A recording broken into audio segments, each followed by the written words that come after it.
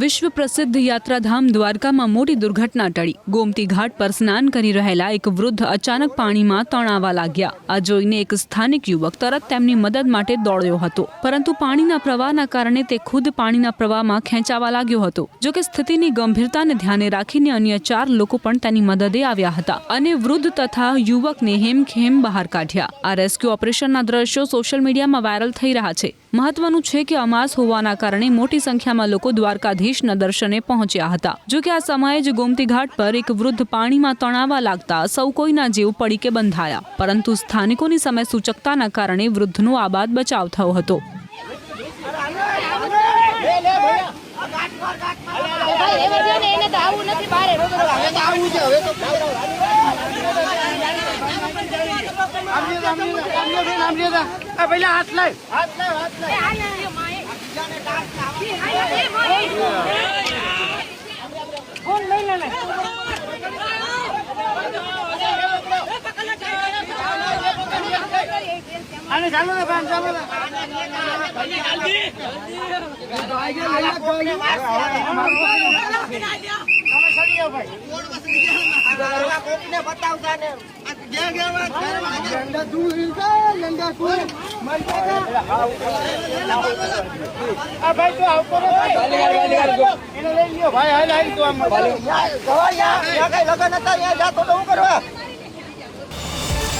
QR code scan કરો અને download કરો ન્યૂઝ 18 એપ। મેળવો ગુજરાત અને દેશ દુનિયાની પળે પળની અપડેટ્સ।